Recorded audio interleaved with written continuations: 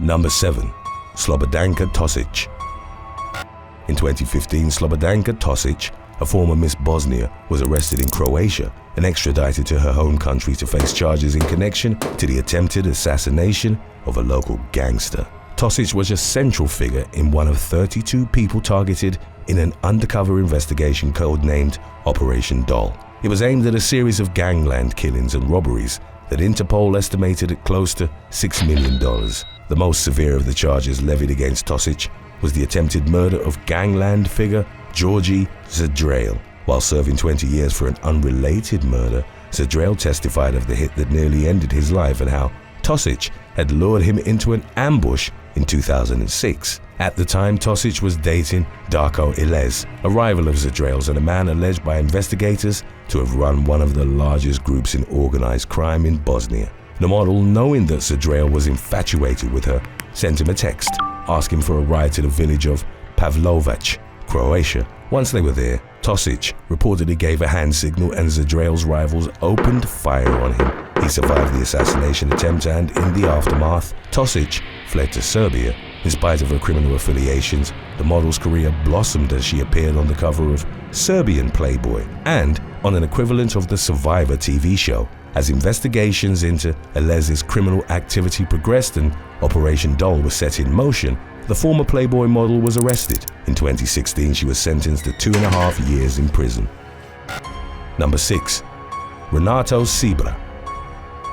In December of 2012, male model Renato Sibra was sentenced to 25 years to life in prison after he was found guilty of killing a man with whom he'd been involved and mutilating his body. Sibra and 65-year-old Carlos Castro, both from Portugal, had arrived in New York City in late December of 2011. They reportedly attended some Broadway shows and spent New Year's Eve in Times Square. A year prior, Sibra was a contestant on Pursuit of a Dream in his home country, which hunted for modeling talent. He wasn't the winner, but did emerge with a modeling contract. He had met Castro, a celebrity television journalist, through Facebook, and while multiple sources described the two as a couple, some referred to the latter as Sibra's sugar daddy. Friends whom they'd visited in New York speculated that there was friction between the two men towards the end of the trip, allegedly stemming from jealousy. Then, Castro's brutalized body was found in a room at the Intercontinental in Times Square. Investigators determined that he'd been struck with his laptop and a wine bottle prior to being castrated with a corkscrew. He later succumbed to his injuries, and shortly after the attack, law enforcement apprehended Sibra at St. Luke's Roosevelt Hospital, where he'd sought care under his real name. The model was charged with second-degree murder, to which, during his trial, he pleaded not guilty by reason of insanity. Sibra's defense maintained that he'd suffered a psychotic break and believed to be on a mission from God to kill Castro, whom he saw as possessed by a demon. After bludgeoning the victim to death, Sibra claimed he'd worn his testicles as a bracelet and drank his blood. Prosecutors argued that the model had committed the grisly murder because Castro was trying to end their relationship. In the aftermath, he disconnected the hotel phone and dismantled the victim's cell phone before stealing $1,600 from his wallet and their flight itinerary, apparently intending to flee. Mental health experts diagnosed Sibra with bipolar disorder, but the notion that he'd been in control of his actions prevailed and a jury found him guilty of murder. Number 5. Simone Farrow. Australian model Simone Farrow's foray into crime began in the 1990s when, reportedly encouraged by her mother, she began working as a high-end escort. Farrow, who was also working as a bikini model, then started dating bodybuilder and part-time model Brett Boyd when she was in her early 20s. Farrow would later liken the relationship to that of gangsters Bonnie and Clyde. She and Boyd were in the process of setting up an erotica website, but in doing so reportedly racked up significant debt to figures of Sydney's criminal underworld. On June the 14th, 1998, Boyd was left disfigured by a mail bomb addressed to Farrow, sent to his North Shore home. The bodybuilder lost an eye and a thumb as the package exploded in his face. Farrow, fearing for her safety, fled to California, where, in the years that followed, she continued to build upon her modeling career and unsuccessfully tried becoming a pop star under the name Simone Starr. The former Penthouse pet, who'd also been voted as one of the world's most attractive women by readers of FHM, then allegedly masterminded an international drug trafficking ring. She ran it from her West Hollywood apartment and mailed methamphetamine to Australian buyers in packages disguised as bath products or small fountain kits. Farrow, who conducted transactions using a multitude of aliases, reportedly used her modeling career as a front and enlisted employees as accomplices in the operation. The Drug Enforcement Agency in the US caught on to her criminal activity, and in October of 2009, she was arrested by Australian Federal Police upon returning to her home country from Hawaii. Farrow, then in her mid-30s, claimed that her employees had taken control of her bank accounts, email addresses, and mobile phones without her knowledge to run the drug network. She then told the court that her accounts manager, Xander Rian, had admitted to having been funding her career and lavish lifestyle in the US by sending drug packages to Australia, which she'd allowed to continue. In October of 2009, Rian took his own life in a Hollywood apartment only days after law enforcement had contacted him for questioning. Prosecutors would accuse Farrow of being the kingpin, with evidence indicating that, aside from becoming addicted to meth herself, she'd personally contacted buyers and threatened those in her debt to send biker enforcers after them. Farrow eventually pleaded guilty to importing a marketable quantity of a border-controlled drug. She was sentenced to 6.5 years in prison and was paroled in 2019. Number 4. Bruna Cristina Menezes de Castro.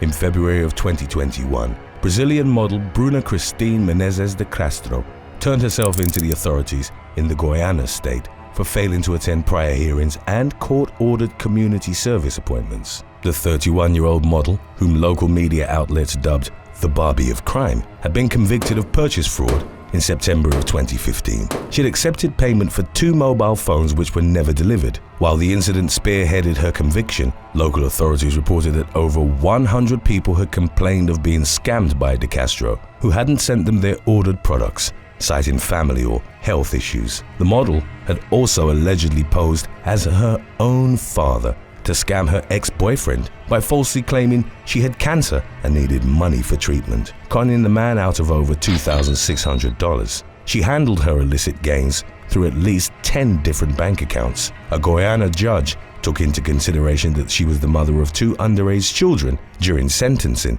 and opted for house arrest, community service, and a fine equivalent to 10 minimum wages. De Castro paid the fine but did no community service and missed all of the 6 hearings she was supposed to attend. The authorities faced difficulty in locating her as she'd changed her address without notifying the court, prompting a judge to conclude De Castro was perhaps thinking she was above the law. The model surrendered to the authorities after a warrant had been put out for her arrest on February the 18th of 2021.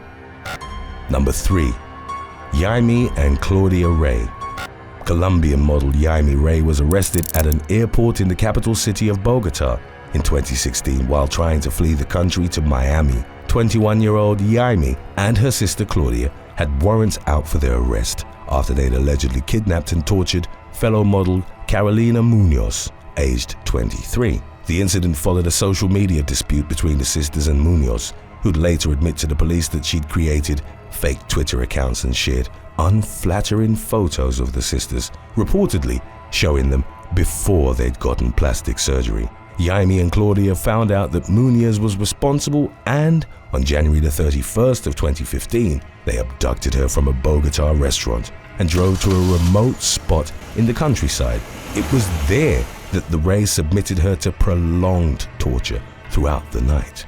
Munoz would subsequently claim that her torment included being hit, bitten, electrocuted, and having her hair shaved off. The sisters also cut her clothes and left her completely naked. They then forced Munoz to surrender her social networking passwords and subsequently uploaded naked photos of her on the internet. Jaime and Claudia threatened Munoz that should the feud continue, they'd throw acid on her face without ever facing legal consequences because they knew powerful people. The victim was abandoned in the street and she later contacted the authorities. Updates indicated that Claudia was still at large at the time of Jaime's arrest.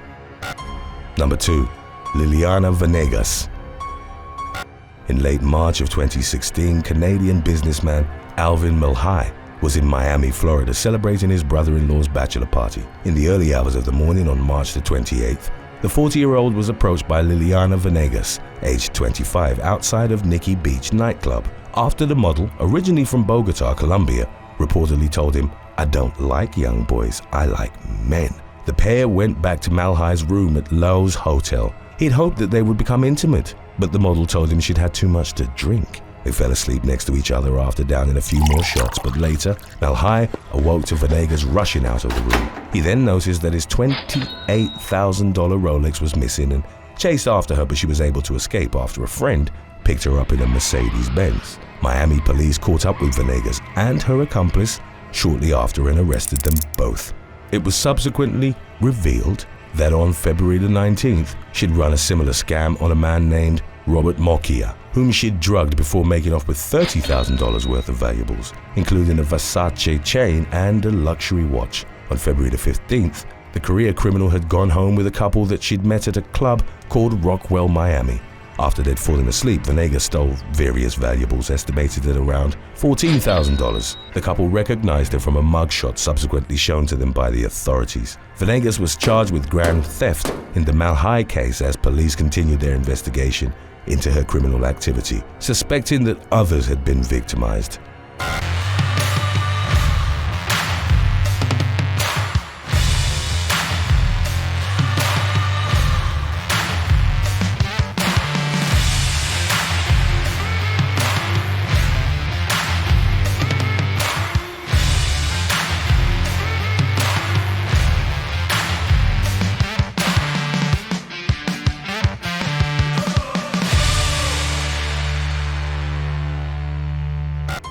Number 1. Paulina Karina Diaz. Colombian model and TV presenter Paulina Karina Diaz was arrested in 2017 as part of an investigation into an unsolved case of blackmail and kidnapping from December of 2011. Local authorities reported that Diaz had taken advantage of her looks to lure businessman Hugo Lopez Moncayo and lawyer Milton Caro Villamil into a room at a Cali club. Accomplices then locked them inside and subsequently asked for an estimated $1 million in ransom. But Moncayo and Villamil were never seen again. By the time that a kidnapping task force identified Diaz as having played a role in the incident, 2 other people had been convicted and sentenced to 23 years in jail. Prior to her arrest, the 23-year-old model had been presenting a sports section on a show called Guaya Magazine on Channel 2. According to her employers, Diaz worked without a fixed salary in a bid to increase her fame and social media reach. A man only identified by his nickname as La Bruja, or the Witch, was arrested alongside Diaz, and he'd been allegedly tasked with monitoring and guarding the kidnapping victims. A capture photo of Diaz and La Bruja in front of an official billboard was released, but no further updates on their legal situation have been made available by Colombian authorities. Thanks for watching. Would you rather have billboards of your most embarrassing photo placed everywhere around your city, or never take a selfie again? Let us know in the comments section below.